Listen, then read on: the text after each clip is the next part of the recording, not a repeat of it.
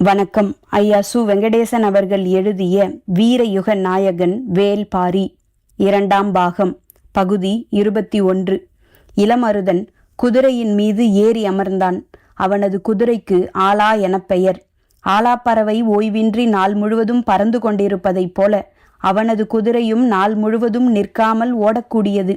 Alloy பறக்கிறான் Ilamaruthan என்ற பேச்சு எங்கும் பரவியிருந்தது.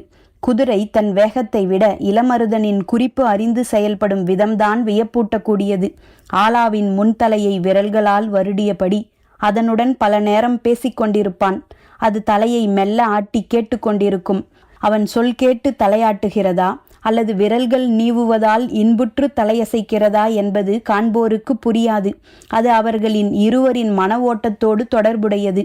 மேலே அமர்ந்திருக்கும் வீரனின் எண்ணத்தோடு குதிரையின் மன ஓட்டமும் இணையும் போதுதான் வேகத்தை ஆளும் ஆற்றலை பெற முடிகிறது. இளமருதனுக்கு இந்த உலகிலேயே மிகவும் பிடித்த செயல் ஆலாவின் மீது அமர்ந்து பாய்ந்து செல்வதுதான். நிலத்தை ஆலாவின் காலடியில் அழுத்தி விண்ணில் குதிக்கும் அந்த கணம் மனதில் ஏற்படுத்தும் மகிழ்ச்சியை இன்னொன்று ஏற்படுத்தாது. எனவே கடிவாளத்தை சுண்டியதும் குதிரை பாயத் தொடங்கும் அந்த முதற் கணத்துக்காக எப்போதும் காத்திருப்பான். அதனாலேயே இந்த நீண்ட பயணம் அவனுக்கு பெரும் எதிர்பார்ப்பை ஏற்படுத்தியது. புறப்படும் நாளுக்காக ஆவலோடு காத்திருந்தான். அவன் தந்தை மயூர் கிழார் வெங்கல் நாட்டு தலைவன், பாண்டிய வேந்தனுக்கு கட்டுப்பட்ட சிறுகுடி மன்னன். பாண்டிய மாவேந்தன் குலசேகர பாண்டியனின் ஆளுகைக்கு கீழ் எண்ணற்ற சிறுகுடி மன்னர்கள் இருக்கிறார்கள். அவர்களுள் வெங்கல் நாட்டு தலைவனுக்கு தனித்த ஓர் இடம் உண்டு. அதனால்தான் இளவரசர் பொதிய வெப்பனின் மணவிழாவுக்கான சிறப்பு அழைப்பு அவருக்கு வந்திருக்கிறது. பாண்டிய நாட்டு இளவரசனின் மணவிழா 4 நிகழ்வுகளாக 2 மாத காலம் நடைபெறுகிறது. நிறைவாக நடக்கும் திருமாலை அணியும் விழாவுக்குத்தான் சிறுகுடி மன்னர்கள் அனைவருக்கும் அழைப்பு. மற்ற விழாக்களுக்கு அவர்களுக்கு அழைப்பில்லை. மாமன்னரின் மனதில் தனித்து இடம் பிடித்த சிறுகுடி மன்னர்கள் எண்மருக்குத்தான் இந்த முழு விழாவுக்கான அழைப்பு கொடுக்கப்பட்டிருக்கிறது. அதில் ஒன்று வெங்கல் நாடு. புறப்படுவதற்கு இன்னும் காலம் இருந்தது. இந்நிலையில் நேற்றைய தினம் அரண்மனையிலிருந்து அவசர ஓலை. மணவிழாவுக்காக புதிய மாளிகைகள் கட்டப்பட்டு வருகின்றன. அவற்றின் பணிகளை வேகமாக முடிக்க வேண்டியுள்ளதால் தேர்ந்த சுதை வேலைகள் செய்யும் மண்ணீட்டாளர்களை அனுப்ப வேண்டும் என்னும் ஓலையை கொண்டு வந்தான் அரண்மனையின் முதன்மை அலுவலனான செவியன். வெங்கல் நாடு மதுரைக்கு வெகு தொலைவில் பச்சை மலையின் தென்புற அடிவாரத்தில் உள்ளது. பாண்டிய நாட்டின் வடமேற்கு எல்லை இது எனச் சொல்லலாம். செழிப்பான நிலப்பகுதிகளை கொண்டது. சரிபாதி மலைவளத்தையும் மீதிப்பாதி மருத நிலத்தையும் கொண்டது. எனவே வனத்தின் செல்வமும் உழவின் செல்வமும் ஒருங்கே கிடைத்தன. அதனாலேயே வெங்கல் நாடு செழிப்புற்று விளங்கியது. மர வேலைப்பாடுகளும் மண் வேலைப்பாடுகளும் சிறப்புற செய்யும் எண்ணற்ற கலைஞர்கள் இங்கு உள்ளனர். கட்டடங்கள் கட்டி எழுப்பும் கொற்றர்களுக்கு இது தாய் நிலம். பெரும் கட்டடங்கள் இவர்களின் கரம் கொண்டே மேலெழும்பின. அதன் தொடர்ச்சியாக நுட்பமான சுதை வேலைப்பாடுகளை செய்யும் மண்ணீட்டாளர்களும் உருவாகினர். தலைநகர் மதுரையின் கட்டடத் தேவைகளுக்கான கலைஞர்களை தருவதில் வெங்கல் நாடு முதன்மையாக விளங்கியது. பல ஆண்டுகளுக்கு பிறகு தலைநகர் மதுரையை இப்போதுதான் பார்க்கப் போகிறான் இளமருதன். மணவிழாவுக்கு வெங்கல் நாட்டின் சார்பில் தரவேண்டிய சிறப்பான பரிசு பொருளை தேர்வு செய்வதில்தான் கடந்த சில மாதங்களாக இவர்கள் மும்முரமாக இருந்தனர். நடக்கப் போவது இந்த புவியின் மாபெரும் விழா. இந்த விழாவில் கலந்து கொள்ள உலகெங்கிலும் இருந்து அரச குடும்பத்தினர் வந்து இறங்கப் போகின்றனர். தனது வாழ்நாளில் இப்படி ஒரு பெருவிழாவை இன்னொரு முறை பார்க்கும் வாய்ப்பு தனக்கு கிடைக்கப் போவதில்லை என்பதை திரும்ப திரும்ப சொல்லிக் கொண்டிருந்தார் மயூர் கிழார்.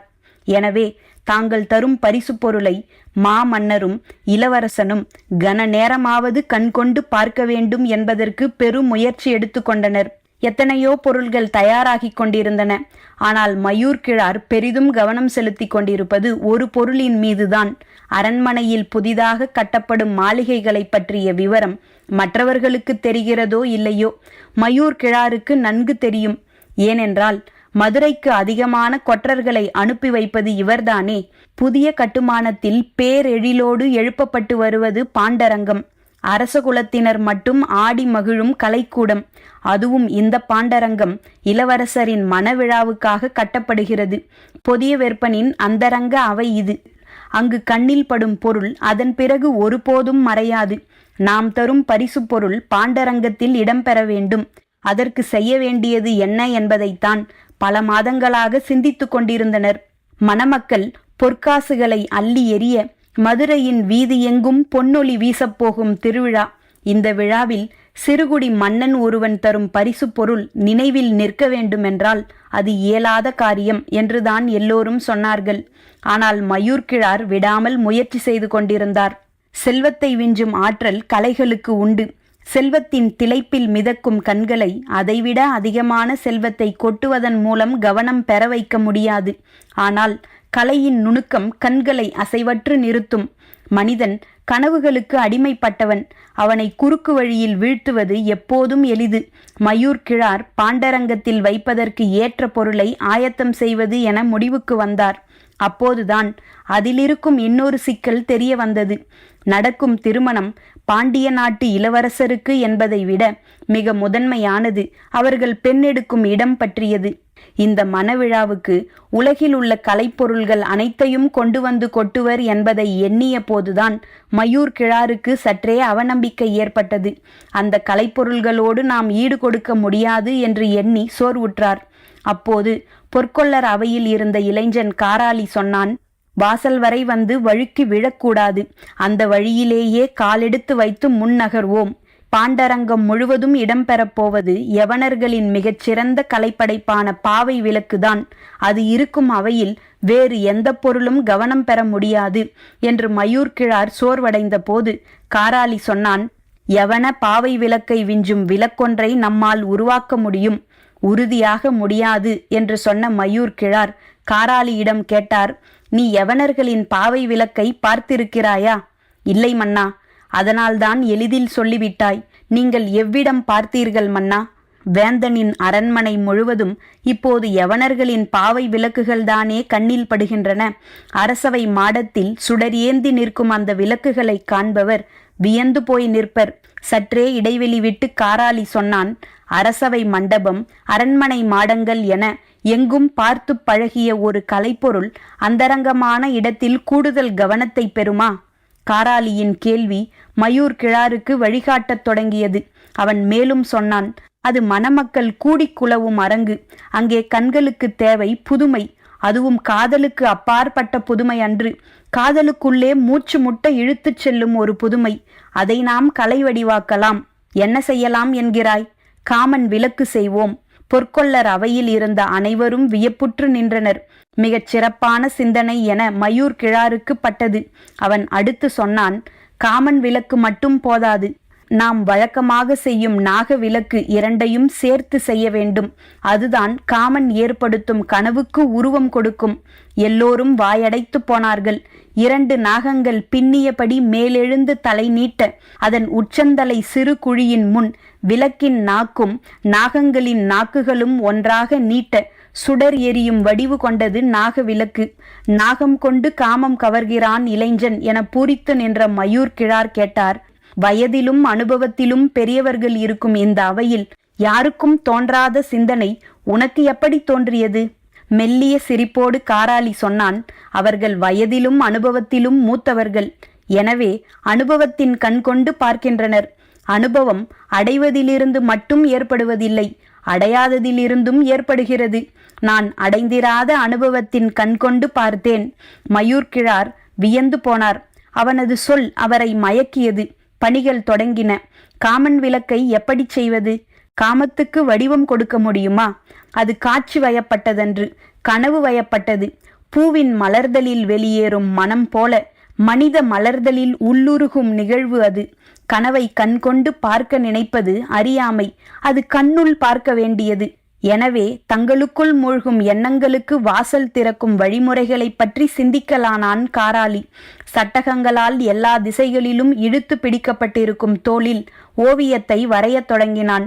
காதல் பரவசத்தில் நிற்கும் ஒரு பெண் தன் வலது கையை பக்கவாட்டில் சற்றே உயர்த்தி பிடித்திருக்கிறாள்.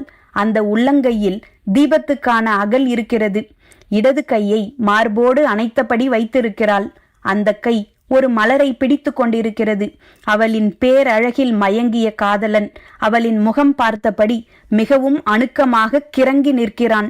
காராலி வரைந்த இந்த ஓவியத்தை பார்த்தவர்களுக்கு சற்றே ஏமாற்றம் ஏற்பட்டது. இந்த படம் மிக அழகாக இருக்கிறது, ஆனால் இதில் என்ன புதுமை இருக்கிறது எனக் கேட்டனர். ஓவியத்தை சிலையாக்கினால்தான் இதில் உள்ள புதுமை தெரியும் என்றான் காராலி. அவன் வரைந்தது போலவே அழகும் உணர்வும் கொப்புளிக்கும் சிலை வடிக்கப்பட்டது. வலது கையில் விளக்கு ஏந்தி இடது கையில் மலரை மார்போடு அணைத்து நின்றாள் அந்த பெண். காதல் பேருணர்வில் அவளின் முகத்தருகே வியந்து நின்றான் ஆண். பெரும் எதிர்பார்ப்புடன் வந்து வார்ப்புச் சிலையை பார்த்த மயூர் கிழாரின் முகம் சற்றே வாடியது. அழகாயிருக்கிறது, ஆனால் புதுமை இல்லையே என்றார். காராலி சொன்னான், அவளின் கையில் இருக்கும் அகலில் விளக்கேற்றி பாருங்கள், புதுமை துலங்கும். அந்த புதிய விளக்கில் எண்ணெய் ஊற்றி விளக்கேற்றினர். தீச்சுடர் எரியத் தொடங்கியது. எல்லோரும் கவனமாக பார்த்தனர். விளக்கின் ஒளி இருவரின் கன்னங்களிலும் பட்டு தெரிப்பதை கண்கள் உற்று பார்க்கையில் காராலி கூறினான், பின்புறம் நீளும் நிழலை பாருங்கள். பக்கவாட்டில் ஏந்தி நின்ற வலது கையில் தீபம் எரியத் தொடங்கியதும் இருவரின் நிழல்களும் ஒன்றின் மேல் ஒன்றாக படர்ந்து ஒற்றை நிழலாக நீண்டன. ஏந்தி நிற்கும் விளக்கின் உயரத்தையும் நிழல்கள் படரும் கோணத்தையும் அவ்வளவு துல்லியமாக வடிவமைத்திருந்தான் காராலி. அதை பார்த்த அனைவரும் மெய்மறந்து நின்றனர். காராலி சொன்னான், அந்தரங்க அவையில் காமன் விளக்கில் சுடர் ஏற்றியதும் அவர்கள் ஒளியின் வழியே நிழலுள் கரைவர். தனது நிழல் எது என பிரித்தறிய முடியாத தவிப்பு இரவு முழுவதும் அவர்களை சூழும். காமம் ஒளியால் அல்ல, ஒளி ஏற்படுத்தி தரும் இருளுக்குள் தான் மலரத் தொடங்கும். நீர்ம நிலையில் இருக்கும் எண்ணெய் நெருப்பாய் மாறி சுடர்வதைப் போலத்தான் தங்களுக்குள் இருக்கும் உயிர் பற்றி எரிய ஓர் உயிராய் ஒடுங்குவர். அனைவரும் வாயடைத்து போனார்கள். காராலி தொடர்ந்தான், நிழலை இன்னும் கூர்ந்து கவனியுங்கள். அதிர்ச்சியில் இருந்து மீளாதவர்கள் கண்களை அகலத் திறந்தபடி உற்று பார்த்தனர். தீச்சுடர் அசையும் போதெல்லாம் நீண்டு கிடந்த நிழல்கள் அசைந்து நெளிந்தபடி இருந்தன. இறுக அனைத்து புரளும் உருவங்களை அவை நினைவுபடுத்தின. உருவ அசைவுகள் ஆளுக்கொன்றாக தோன்றத் தொடங்கின. கனவு ஒவ்வொருவருக்குள்ளும் நிகழ்ந்து கொண்டிருந்தது. எவரும் பேசிக்கொள்ளவில்லை. ஏறக்குறைய உரைநிலையை அடைந்தனர். காண்பவரின் கண்ணுக்குள் கனவை நிகழ்த்துவதுதான் கலை. காராலி தான் முன்னர் சொன்ன சொற்களை மனதுக்குள் அசை போட்டபடி நின்று கொண்டிருந்தான். பேச்சற்று நின்றிருந்த மயூர் கிழார் நேரம் கழித்து சொன்னார், இந்த விளக்கு எனது வாக்கை காப்பாற்றியது, உனது வாக்கை அழித்துவிட்டது. அவர் சொல்வதன் பொருள் யாருக்கும் புரியவில்லை. என்ன தவறிழைத்தான் காராலி என மற்றவர்கள் சிந்திக்கலாயினர். மயூர் கிழார் சொன்னார், மிகச் சிறந்த பரிசு பொருளை கொண்டு செல்வேன் என்ற எனது வாக்கை இந்த சிலை காப்பாற்றிவிட்டது. ஆனால் அனுபவம் இல்லாதவன் என்ற உனது வாக்கை இது பொய்யாக்கிவிட்டது. அரங்கம் சிரிப்பால் நிரம்பியது. காராலி சற்றே தலைவணங்கி நின்றான். இந்த சிலையின் சிறப்பு வலது கையில் ஏந்தி நிற்கும் விளக்கன்று, இடது கையில் பிடித்திருக்கும் மலர்தான். ஆனால் அது யார் கண்ணுக்கும் படவில்லை. யாரும் அதை பொருட்படுத்தி பார்க்கவில்லை. பெரும் படைப்பை உருவாக்கும் கலைஞனுக்கு ஏமாற்றமே மிஞ்சும். காராலிக்கும் அதுவே மிஞ்சியது. ஆனாலும் யாரேனும் ஒருவரின் கண் அந்த சிறப்பை கண்டறியும் என்ற நம்பிக்கை அவனுக்கு இருந்தது. அகம் மகிழ்ந்து பாராட்டினார் மயூர் கிழார். மெருகேற்றும் பணியை விரைவில் முடியுங்கள் என்று உற்சாகமாக சொல்லிச் சென்றார். வேலைகள் முன்னிலும் வேகமாக நடந்தன. இந்த நிலையில்தான் மதுரையிலிருந்து செவியன் ஓலை கொண்டு வந்தான். கொற்றர்களை அழைத்து கொண்டு உடனே வரவேண்டும் என்று. 50 கொற்றர்களோடு இளமருதன் மறுநாள் புறப்படுவதாக முடிவாயிற்று. காராலி செய்து கொண்டிருக்கும் காமன் விளக்கின் பணிகள் முடிவடைய இன்னும் 1 வார காலமாகும். ஆனால் நாளை தனது மகன் வெறுங்கையோடு போனால் நன்றாக இருக்காது. ஏதாவது பரிசு பொருள் கொண்டு போக வேண்டுமே என எண்ணினார் மயூர் கிழார். ஒன்றும் பிடிபடவில்லை. தனித்துவம் இல்லாத பொருளை கொடுத்து விடுவதை மனம் ஏற்கவில்லை. சரி, விடியட்டும் பார்க்கலாம் என முடிவு செய்தார். மறுநாள் அதிகாலை மலையடிவாரத்தில் உள்ள தனது நிலத்தின் விளைச்சலை பார்க்க 3 உழவன் சென்றான். காட்டாற்றின் அக்கரையில் இருந்தது அவனது விளைநிலம். இரவு கடும் மழை பெய்திருந்தது. காட்டாற்றில் வெள்ளம் கரை புரண்டு ஓடியிருக்க வேண்டும். இப்போது சற்றே குறைந்திருந்தது. ஆனாலும் ஆற்றை கடக்க முடியாது. கரையில் நின்று பார்த்து கொண்டிருந்தான். அடித்து வரப்பட்ட பெரும் மரத்தின் தூர் பகுதி கரையில் இருந்த பாறையின் இடுக்கில் செருகி நின்றது. அதை பார்த்து கொண்டிருந்த அவனின் கண்களுக்கு மரத்தின் மேல் ஈரத்தில் நடுங்கியபடி அமர்ந்திருந்த 2 சிறு உயிரினங்கள் தெரிந்தன. அருகில் சென்று உற்று பார்த்தான். அவை என்ன உயிரினம் என புலப்படவில்லை. இதற்கு முன்பு இவற்றை போன்ற ஒன்றை பார்த்ததில்லை. அவை ஈரத்துக்கு நடுங்கியபடி இருந்தன. பார்க்கவே மிகவும் கவலையாக இருந்தது. அவை இரண்டும் குழந்தைகளைப் போல கண்களால் மிரண்டு பார்த்து கொண்டிருந்தன. நீரின் போக்கு அவற்றை பெரும் அச்சம் கொள்ளச் செய்தது. அவற்றால் சிறிதும் நகர முடியவில்லை. சற்றே நகர்ந்தாலும் நழுவி நீருக்குள் விழுந்துவிடும் ஆபத்து இருந்தது. உழவன் அருகில் சென்று அவற்றை காப்பாற்றலாம் என எண்ணினான். ஆனால் அருகில் சென்றால் கடித்து விடுமோ என்ற அச்சம் வந்தது. அவை கொடிய நஞ்சாக இருந்தால் என்ன செய்ய முடியும்? எனவே இறங்கி போய் பிடிக்க வேண்டாம். அவையாக கரைக்கு ஏறுவதைப் போல ஒரு பெரிய கட்டையை எடுத்து கரைக்கும் அவை இருக்கும் கொப்புக்கும் இடையில் பாலம் அமைத்தான். ஆனால் அவையோ அச்சத்தில் நடுங்கியபடி சிறிதும் நகராமல் அப்படியே ஒண்டிப்போய் நின்றன. துணிந்து நீருக்குள் இறங்கி அவற்றின் அருகில் சென்றான். அவை இரண்டும் பயந்து பம்மின. அவற்றை பிடித்து கொண்டு கரைக்கு வந்தான். அவை ஒன்றும் செய்யாமல் அப்படியே இருந்தன. விசித்திர வடிவம் தாங்கிய விலங்கை அவன் நீண்ட நேரம் பார்த்து கொண்டே இருந்தான். குடித்தலைவர் மயூர் கிழாரிடம் கொண்டு போய் கொடுப்போம் என முடிவு செய்து கிழாரின் மாளிகைக்கு வந்தான். அவரோ மகனை கொற்றர்களுடன் மதுரைக்கு அனுப்பும் பணியில் ஈடுபட்டிருந்தார். வாழ்த்து சொல்ல வந்த பாணர் கூட்டம் ஒன்று அங்கு காத்திருந்தது. மாளிகையின் உள்ளே வந்த உழவன், இந்த புதுமையான விலங்கை பாருங்கள் என்று சொல்லி அவற்றை வெளியே எடுக்க முயன்றான். அவை உழவனை விட்டு வெளியே வராமல் அவனது ஆடைக்குள் ஒடுங்கி பம்மின. அவன் இடுப்பை பிடித்து இழுத்து வெளியே விட்டான். வட்ட வடிவ கண்களால் மிரண்டு மிரண்டு விழித்தன. மயூர் கிழாரும் உடன் இருந்த அனைவரும் இந்த விலங்கை உற்று பார்த்து கொண்டிருந்தனர். யாரும் இதற்கு முன் இவற்றை பார்த்ததில்லை. இவை என்ன வகை விலங்கு என ஆளுக்கொரு விளக்கத்தை அளித்து கொண்டிருந்தனர். சற்று தள்ளி நின்ற பாணர் கூட்டத்தின் முதியோன் ஒருவன் எட்டி பார்த்தபடி சொன்னான், இது பரம்பு நாட்டின் தெய்வ வாக்கு சொல்லும் விலங்கு. பெரும் மழையில் அடித்து தரைக்கு வந்து சேர்ந்திருக்கிறது. பாணனின் குரல் வியப்பை ஏற்படுத்தியது. அவற்றின் மீதான வியப்பு இன்னும் அதிகமானது. அதுவரை தள்ளி நின்று பார்த்து கொண்டிருந்த மயூர் கிழார் இப்போது அருகில் வந்து அவற்றை தொட்டு தூக்கினார். அவை அஞ்சி மிரண்டன. புறப்பட வேண்டிய நேரம் வந்துவிட்டதை நினைவுபடுத்த அவரை தேடி வந்தான் இளமருதன். தந்தையின் கையில் புதுமையான விலங்குகள் இருப்பதை பார்த்தான். அவை என்ன விலங்கு என அவனுக்கு புரியவில்லை. அவற்றின் தோற்றம் சற்றே அருவருப்பை ஏற்படுத்துவது போல் இருந்தது. மயூர் கிழார் சொன்னார், மகனே, நீ எடுத்துச் செல்ல வேண்டிய பரிசு பொருள்கள் தாமாக வந்து சேர்ந்திருக்கின்றன. இவற்றையா, அருவருப்பு கொண்ட இந்த விலங்குகளையா எடுத்து செல்லச் சொல்கிறீர்கள்? ஆம், பாண்டிய வேந்தன் நிமித்தம் பார்ப்பதில் மிகுந்த நம்பிக்கையுள்ளவன். இளவரசனின் மணவிழாவின் போது பரம்பு நாட்டின் தெய்வ வாக்கு விலங்கு மதுரைக்கு வந்து சேர்வதை மிக நல்ல நிமித்தமாக நினைப்பான். எவராலும் கொடுக்க முடியாத பரிசு பொருளை இத்தனை மாதங்களாக தேடி கிடந்தோம் அல்லவா?